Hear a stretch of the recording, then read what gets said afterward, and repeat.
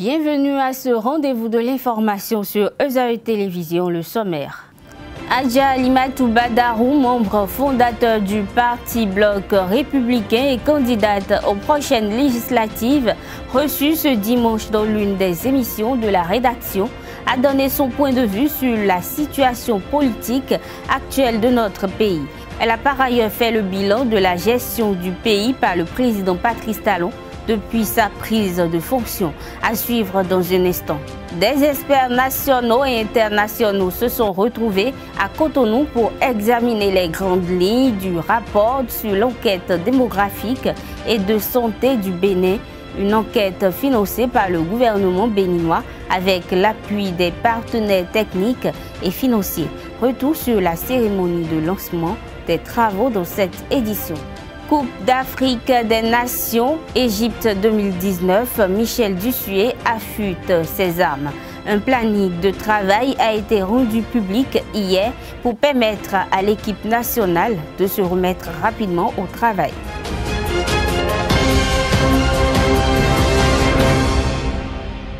Les travaux de l'atelier de dissémination des résultats de la 5e édition de l'enquête démographique de santé du Bénin prennent fin demain à Cotonou. Dans la matinée de ce jour, le ministre d'État chargé du plan et du développement Abdoulaye Bio-Tchané a procédé au lancement officiel des activités du dit atelier. Les ministres de la Santé et des Affaires sociales ainsi que l'ambassadeur des États-Unis au Bénin y était également. Cette cérémonie marque aussi le lancement officiel du rapport de la dite enquête. Reportage signé Dorcas Komongba et Jeff Terongé. Les travaux de l'atelier de dissémination des résultats de la 5e enquête démographique et de santé EDS ont démarré ce mardi 2 avril 2019. Procédant au lancement officiel des activités, le ministre d'État chargé du plan et du développement a rappelé et remercié les partenaires qui ont contribué à la réalisation de cette enquête. Cette phase de dissémination intervient à un moment où le gouvernement a entrepris une refonte du système statistique national pour le rendre plus performant et plus productif. Ceci nous permettra de répondre aux exigences des agendas nationaux et internationaux comme le PAG, le PND, les ODD et l'agenda 2063 de l'Union africaine.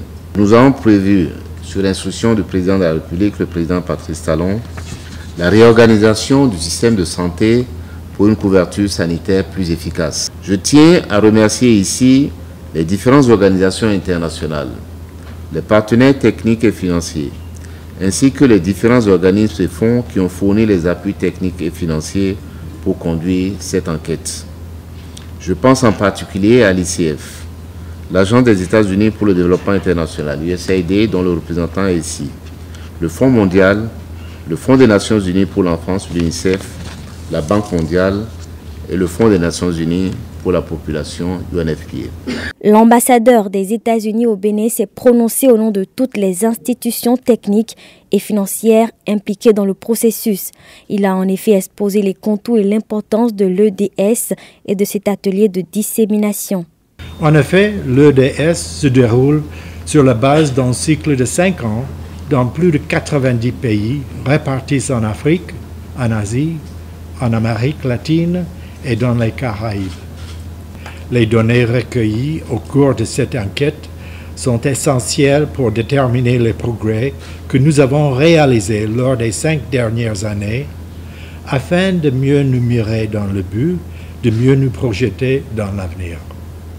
Ces résultats qui seront disséminés en ce jour permettront aussi au gouvernement de Bénin et aux partenaires à tous les niveaux de se baser sur des informations fiables, sur des indicateurs clés pour planifier et concevoir des projets et programmes sur l'ensemble du territoire national pour les 5 années à venir.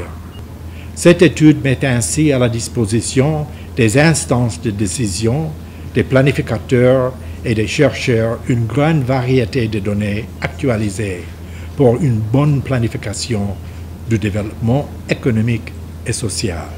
À l'issue de la cérémonie, les ministres d'État, des Affaires sociales et de la santé ont procédé à la transmission des rapports synthétiques aux organisations concernées. Pour rappel, l'enquête démographique et de santé du Bénin est une enquête réalisée auprès des ménages avec des indicateurs judicieusement définis.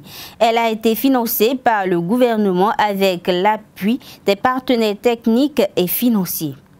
Dans quelques jours, le président Patrice Talon effectuera 3 ans à la tête de la République du Bénin. Et depuis quelques jours, les langues se délient afin d'apprécier sa gouvernance, notamment sur le plan politique, humain et social.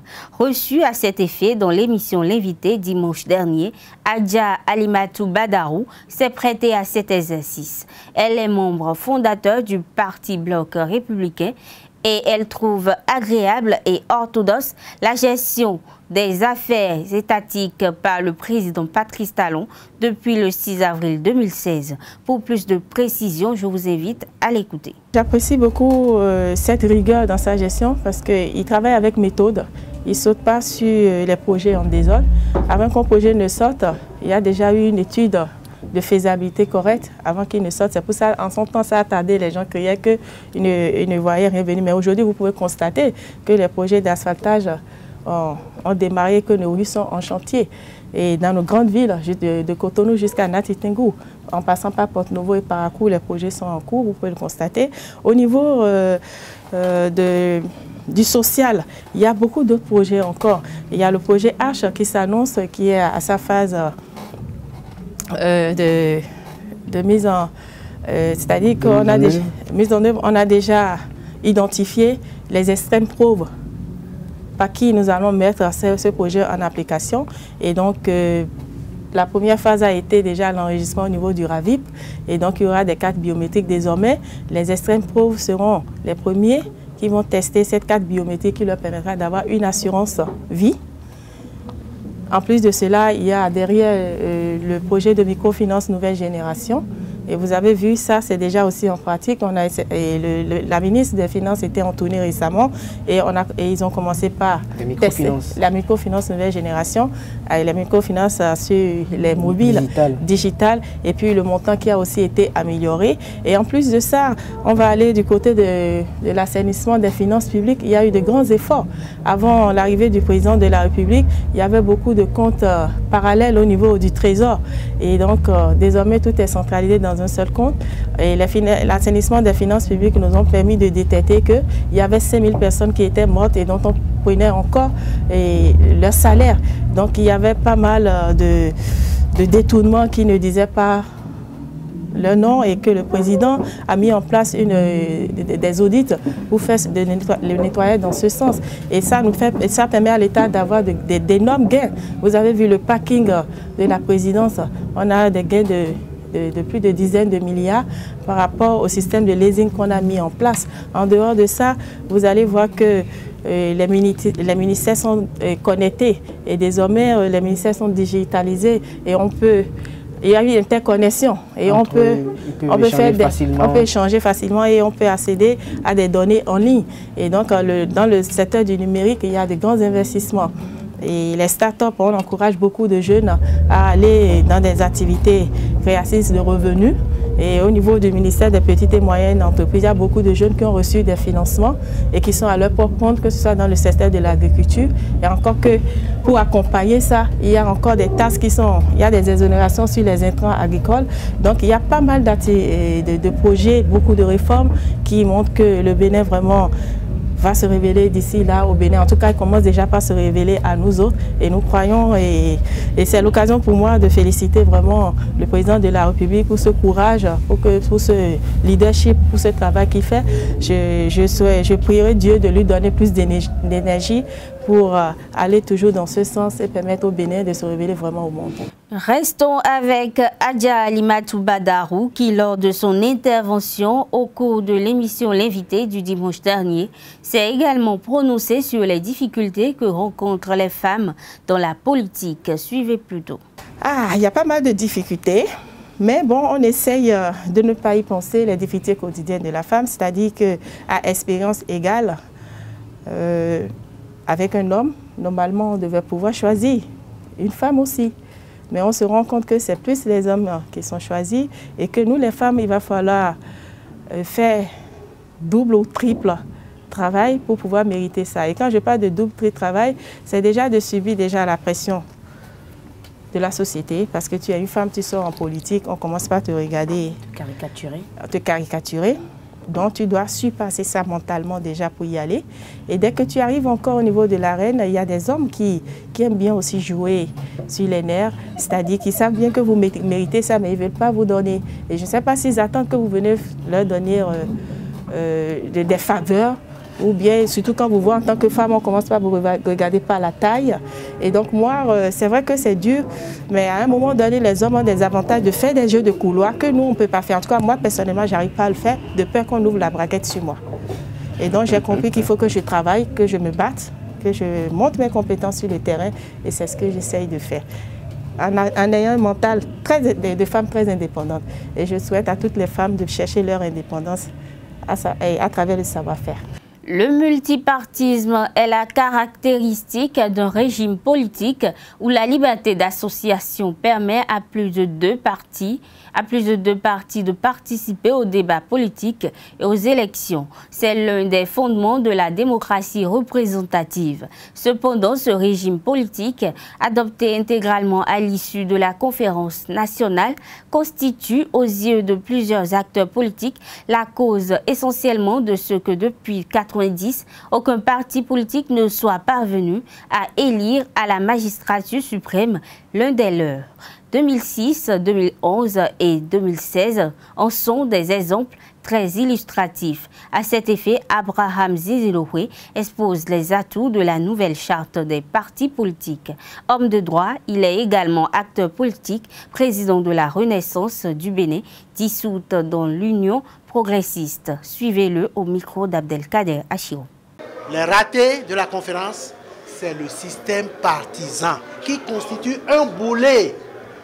On a laissé le système partisan en vrac, sans balise idéologique. C'est ça qui nous rattrape 30 ans après. Et si nous ne réformons pas pour engager le processus pour l'avenir, ça veut dire que nous reculons, que nous allons tourner en rond. Nous avons tourné en rond 30 ans. Vous voyez, aucun membre d'un parti politique n'a été élu comme chef de l'État. Aucun. Dans quel pays vous apprenez ça? Dans quel pays? La transhumance, tous les jours. Aujourd'hui ici, aujourd'hui là. Ça veut dire qu'il y a un problème. C'est vrai, nous avons une bonne constitution, nous avons une bonne démocratie, tout le monde crie, mais il faut avoir le courage de déceler les imperfections de cela. Et c'est ça que les gens ne veulent pas faire. Ceux à qui l'ancien système profite, ils disent il faut revenir. Non, nous sommes pour l'avenir, nous ne sommes pas pour le passé. Vous êtes jeunes. Votre avenir, c'est dans les grands regroupements. Nous sommes dans un système, un homme, une voix. C'est ce qu'on appelle le suffrage universel. Si vous êtes nombreux, vous êtes élus. Ceux qui vous disent, c'est pour écarter les jeunes, c'est pour écarter les faux, c'est faux. On vous parle de 240. Ce n'est pas un individu qui donne les 249 millions, c'est faux. Un individu, pour 83 sièges, c'est à peine 3 millions. Donc, les gens prennent les chiffres pour montrer aux jeunes, on veut vous écarter. C'est pour les riches, c'est faux. Il faut leur expliquer que ce n'est pas une personne qui paie les 249 millions, c'est les 83. Puisqu'il y a 83 sièges, divisez 249 par 83 et vous verrez ce que chacun va payer, sans compter les suppléants. Donc les gens vous mentent pour que vous les jeunes, vous pensiez qu'on ne veut pas faire votre bien. Ce qu'on fait là, c'est pour les jeunes, c'est pour les femmes, c'est pour l'avenir. Nous ne devons pas rester immobiles, statiques sur le passé, non. Nous devons approfondir le renouveau démocratique. Et c'est le système partisan qui est le boulet de notre renouveau démocratique. Donc on ne peut pas continuer sans réformer. Vous imaginez la dernière fois, la dernière présidentielle, au premier tour, qui sont-ils? 3 personnalités qui ne sont membres actifs d'aucun parti politique. Est-ce que c'est normal? Quand on dit que c'est les partis politiques qui doivent animer la vie politique, c'est pas normal. Donc il y a un problème là. Il faut avoir le courage d'affronter ce problème et d'aller en avant. C'est le sens de ce que le président Talon a fait. C'est le sens de ce que nous, qui l'accompagnons, nous sommes en train de faire, de dire. Le Bénin, ce n'est pas les injures. Le Bénin, ce n'est pas... Non, c'est pas ça, c'est pas ça. L'ancien président de la République, Thomas Boniaï, a été condamné par la Cour constitutionnelle pour avoir méconnu la Constitution en achetant pendant sa présidence un domaine public sans avoir requis préalablement l'autorisation de la dite juridiction. La cession d'immeubles intervenue le 27 juillet 2009 entre la mairie de Parakou et Thomas Boniaï est contraire à la Constitution et les actes qui en découlent sont nuls et non avenus, déclare la Cour dans une décision rendue publique jeudi 29 mars 2019. Une décision de la haute juridiction qui suscite commentaires et analyses dans le rang des analystes politiques. Lors du rendez-vous hebdomadaire Info Hebdo, les invités d'Abdelkader Achirou se sont penchés sur cette question d'actualité. Je vous invite à suivre respectivement Marcel Zoumenou, assistant au directeur de publication du quotidien La Nouvelle Tribune, Roch Judicaël Rouanou, directeur général adjoint de l'Informateur, Vigile Aroncet, journaliste à Soleil FM, et Diara Moussa Soumanou, producteur associé du débat citoyen. Quand j'ai lu la décision, j'ai vu que la Cour a allé un peu au-delà de ses prérogatives.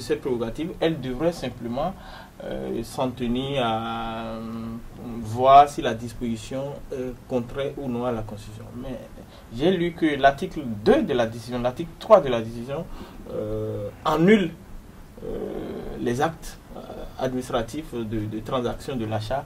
Et moi, je suis surpris. Normalement, c'est un rôle qui est dévolu à un tribunal ordinaire, un tribunal commercial, un tribunal qui doit s'occuper des litiges du genre. Et je suis un peu surpris.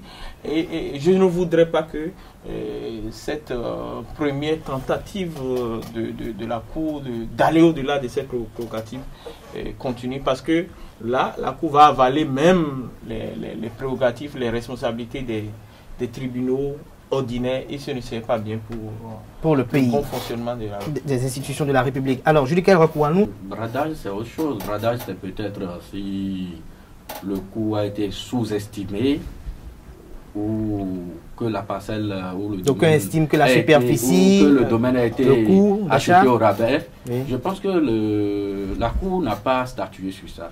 La Cour a statué sur la procédure pour l'acquisition du domaine. Et en la matière, la Cour dit que l'ancien président Boniaï devrait normalement avoir certaines autorisations préalables avant de concrétiser l'acte d'achat, ce qui n'a pas été le cas et la Cour déclare simplement contraire à la Constitution. Mais dans la décision qui a été rendue publique, comme l'a évoqué tout à l'heure Marcel Zoumenou, il y a eu un article qui annule, je dirais, un tant soit peu. Oui, en fait, il faut d'abord aller prendre la quintessence de la plainte à elle adressée par le maire Charles Tokro. La plainte est libellée en combien de points? Est-ce qu'en essayant de satisfaire à chaque point que la Cour a dit voilà, les actes sont nuls et de nul effet, on ne saurait le dire parce qu'il paraît qu'après l'achat du domaine, l'ancien chef de l'État a doté le domaine d'un titre foncier. Donc la Cour estime que les actes liés à cela, parce que le problème de titre foncier aussi en République du Bénin pose un grand problème. Parce qu'on estime que quand le domaine est doté d'un titre foncier, le domaine est désormais inaliénable et que ça appartient pour toujours à la personne qui l'a aliéné. J'ai déjà vu, notamment avec le chef de l'État en place, ce fameux article 52. C'est vrai que c'est un peu différent. Un peu différent, pourquoi? Parce que à l'époque, c'est vrai, le Bénin n'avait pas mis de domaine en vente. Pas. Mais le chef de l'État, Patrice Talon, a, lui, pris la précaution, n'est-ce pas, de requérir l'autorisation de la Cour constitutionnelle. La même loi, la même Constitution dit qu'il devrait avoir une loi spécifique qui autorise la vente, c'est-à-dire qui autorise la Cour constitutionnelle à permettre l'achat du domaine. Et à ce jour, cette loi-là n'existe pas. Donc, aussi bien l'achat de Boni Yahi n'est pas normal que l'achat de Patrice Talon. La loi est claire. Je vous dis, la Constitution dit qu'il doit y avoir une loi spécifique qui autorise une telle transaction. La loi n'existant pas, la Cour constitutionnelle ne peut pas s'autoriser d'autoriser à la place de cette loi-là. La Cour n'est pas la loi. Donc ça veut dire que c'est la Cour qui a failli à sa mission. Mais c'est normal. Donc moi, je pense qu'il y a un problème sérieux par rapport au domaine public au Bénin. Et l'avantage de ces actualités, on ne va pas prendre position pour Boni Yahi, on ne va pas prendre position pour Patrice Talon, c'est de souhaiter qu'un jour, il y ait véritablement un audit des domaines publics au Bénin. Il n'y a pas de, selon moi, il n'y a pas de chasse aux sorcières. Il faut reconnaître qu'un domaine a été vendu, oui ou non, le domaine a été vendu. Est-ce que le maire de Parakou a souhaité ou a voulu que la Cour puisse se prononcer sur cette transaction? Oui, il a souhaité. Et donc, j'estime que réellement, l'ancien chef de l'État, comme la Cour l'a dit dans sa décision, a méconnu la Constitution. C'est cela que je garde. Mais il faut reconnaître qu'aujourd'hui, je me demande pourquoi il y a cet attachement des hommes politiques ou des hommes publics par rapport au domaine public. Voyez-vous, nous avons... Comme sont des personnalités publiques, ils aiment tout ce qui est public, sûrement. Voyez-vous, et le mal, ce que je déplore, c'est qu'ils ne le font pas dans les règles de l'art. Et lorsque... Parce qu'ils sont exceptionnels, ils estiment qu'ils sont... Non, mais ils profitent de leur position pour se permettre ces transactions-là. Mais ce que je déplore un peu, c'est la période au cours de laquelle la Cour a choisi pour rendre cette décision. Les femmes sportives béninoises étaient à l'honneur le samedi dernier à la plage de Fidjrosset à Cotonou. Le Comité national olympique et sportif béninois les a célébrés à travers la tenue du premier festival du sport féminin de la plage. Reportage signé Larius Adjaguinou. Initié dans le cadre de la célébration en différé de la Journée internationale de la femme, le Festival du sport féminin se veut un cadre de valorisation des potentialités des femmes sportives et leur droit à la pratique d'une discipline. La pratique du sport est un droit de l'homme. Droit de l'homme, grand H. Ça veut dire que la femme aussi a le droit à la pratique du sport. Est-ce que vous retenez ça? Le sport de plage existe.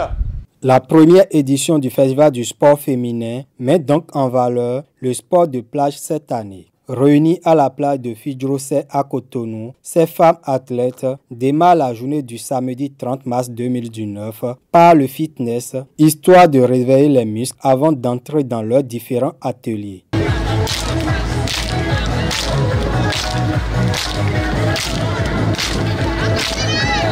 À la fin de ces exercices, chacune d'elles prend du plaisir à la pratique de sa discipline de prédilection. Au programme, du beach soccer, du beach rugby, du beach volley, du beach handball, du badminton, du judo, du karaté, de lutte et de gymnastique.